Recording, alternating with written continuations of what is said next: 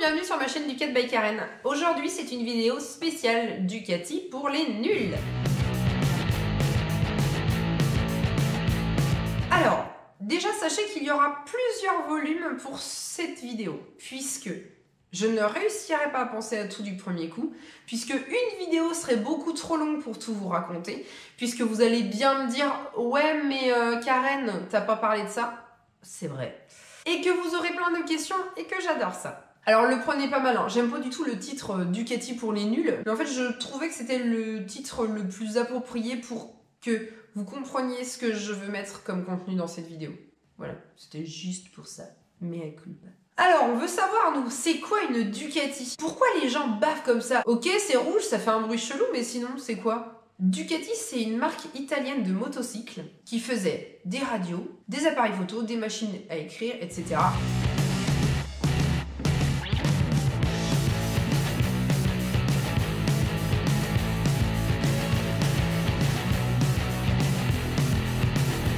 Et puis il y a eu la guerre, alors ils ont fait un cyclo, et puis ils ont fait deux cyclos, et puis ils ont commencé à faire une brelle, et puis ils ont fait deux brelles, et puis merde, on veut faire du racing, on sort une moto qui déchire, de la moto que tu ne vas pas oublier, et voilà, on arrive à toutes ces belles motos qui nous animent. Alors une Ducati, c'est déjà le couple conique, c'est une génération de moteurs qu'a eu Ducati. Et le couple conique, c'est un système de transmission de mouvement à la distribution par pignon conique. Les courroies, tout le monde nous parle de courroies. Alors des courroies, c'est ça. Et les courroies sur une Ducati, pourquoi on a mis des courroies chez Ducati? Parce que c'est plus silencieux. C'est beaucoup plus léger comme système de distribution. Et ça coûte beaucoup moins cher à la fabrication. C'est hyper fiable. Ça prend moins de place. On perd moins d'énergie, donc c'est plus performant. Le système Desmo de soupape. Alors là, qu'est-ce que c'est que ce bon Dieu de système Desmo? Un système Desmo, c'est quand on commande tous les mouvements. Donc en l'occurrence chez Ducati, c'est quand on commande l'ouverture de la soupape et la fermeture de la soupape.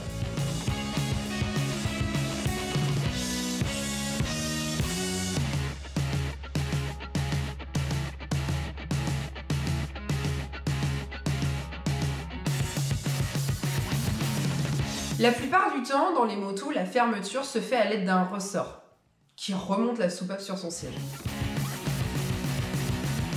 Mais chez Ducati, on a un basculeur pour ouvrir la soupape et on a un basculeur pour la fermer. On n'a plus de ressort. Forcément, cela rend le réglage de soupape un peu fastidieux. Avec le système desmodromique, on peut avoir un croisement de soupape beaucoup plus important. On maîtrise parfaitement l'ouverture et la fermeture à n'importe quel régime. Vous avez certainement entendu parler d'affolement de soupape. Eh bien, chez Ducati, c'est impossible. Le système desmodromique est arrivé chez Ducati parce que les aciers de l'époque n'étaient pas assez performants. Donc les ressorts pétaient à chaque fois, à haut régime. Et ils en avaient un petit peu marre de prendre les moteurs dans la gueule. Donc ils sont passés au système Desmo. Quand tu achètes une Ducati c'est aussi un équipement sportif d'origine, toujours issu de la compétition. Quand une Ducati fait une moto de compétition, elle va rapidement prendre ces pièces qu'elle a mis dans la compétition pour les mettre sur ses motos d'origine. C'est l'image de marque de Ducati. Ils veulent des motos avec du beau matos, du matos racing. Ils sont comme ça et ils ont toujours été comme ça. Que ce soit pour n'importe quel modèle. Du coup, on a un super système de freinage, des beaux étriers, des Duritavia, parfois de super mètres cylindres, des étriers racing ou taille masse, des belles suspensions, all-ins, la position de conduite aussi. C'est une position tout de suite beaucoup plus racing. On a peu de confort de selle et de suspension, on a quelque chose d'assez raide. Et Ducati veut toujours soigner la sonorité de son échappement. Chez Ducati, on a direct une fourche inversée, il n'y a pas de fourche traditionnelle chez Ducati. C'est de la bonne grosse fourche inversée. Un moteur Ducati, c'est un moteur en L à 90 degrés. Le calage à 90 degrés fait que le moteur est équilibré naturellement de conception. On n'a pas besoin de rajouter un arbre d'équilibrage. Ducati, c'est aussi le châssis tubulaire, ce châssis treillis dont tout le monde parle, dont beaucoup ont eu peur. Et en fait, c'est pourtant un châssis assez incroyable. Bon, Ducati, c'est aussi des fabrications de motos avec des séries plus ou moins ressemblantes. C'est-à-dire que dans une série de motos, Sur une année, des fois, tu as des pièces de l'année précédente qui doivent quand même se finir dans cette moto-là. Et puis, des fois, il en reste pas assez, alors on prend des pièces de l'année suivante. Alors, ça te fait un espèce de mic-mac-mouk qui n'est pas mal, hein. Des fois, tu peux beaucoup y gagner, hein. Je pense notamment aux 998S qui ont les moteurs des 996R pour les premiers modèles de 998S. Bon, allez voir si vous en trouvez une, vous sautez dessus. Le moteur du 996R n'étant pas peint. L'embrayage à sec. Parlons-en, tiens, de cet embrayage à sec, cette espèce de bruit de casserole qui fait que quand il y a une Ducati qui passe à côté de moi, j'ai juste pas du tout envie d'acheter une moto pareille. Alors ça, c'est bien une pièce racing. C'est une pièce issue de la compétition. Un embrayage à sec permet d'avoir une adhérence beaucoup plus rapide sur les disques qu'un embrayage bain d'huile. Va mettre beaucoup plus de temps en fait à avoir une adhérence maximale pour transmettre le mouvement moteur. Alors que l'embrayage à sec, lui, il part direct. En plus, la poussière des disques ne tombe pas dans l'huile, puisqu'en fait, c'est un carter séparé. Hein. Donc, la poussière de l'embrayage à sec ne tombe pas dans l'huile, ce qui est pour moi plutôt bénéfique. Hein. Une poussière de plus, c'est pas grave, hein, mais ça rend tout de suite l'huile plus crado. L'embrayage à sec, ça rend la moto beaucoup plus vive, mais c'est aussi beaucoup plus sportif pour la main gauche. Alors le bruit, ouais, ça fait du bruit, mais pas tant que ça en fait. S'il en fait beaucoup, c'est qu'il n'est pas entretenu l'embrayage. S'il fait un gros clac-clac, c'est qu'il n'est pas entretenu l'embrayage. Il faut savoir que les embrayages à sec qui font un ramdam pas possible, c'est de la connerie. Retenez bien ça. L'injection chez Ducati. Ducati a rapidement adopté l'injection sur ses moteurs. A rapidement adopté l'injection et l'a développée. Ils y ont trouvé beaucoup de points positifs. Déjà par rapport à leur moteur en L90°, au niveau de la place, une rampe d'injection, c'était super. Et en plus, on avait un gain de performance parce que c'est beaucoup plus précis l'injection.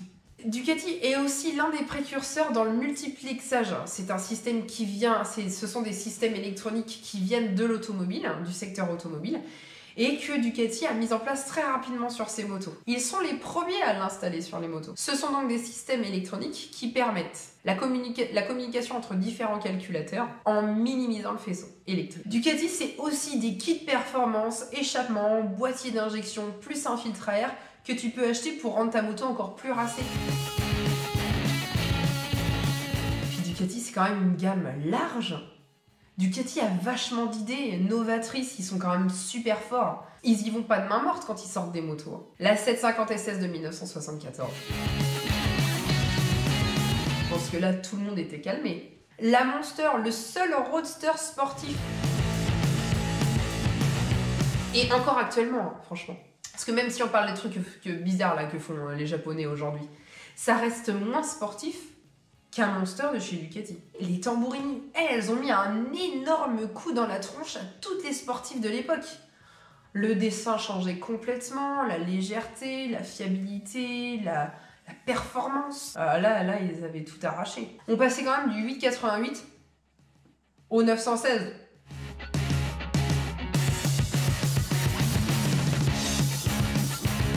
Bam, prends ça dans ta gueule.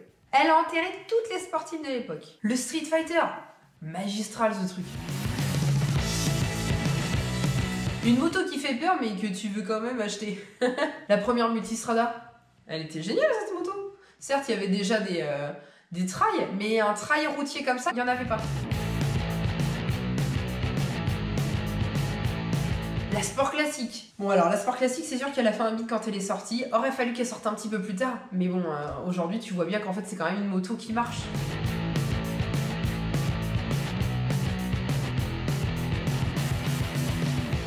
L'idée était bonne, mais peut-être un peu trop tôt. C'est tout. Voilà pour le premier volume de Ducati pour les nuls. N'hésitez pas à me poser des questions, dites-moi ce que j'ai oublié, parce que c'est sûr j'ai oublié plein de choses.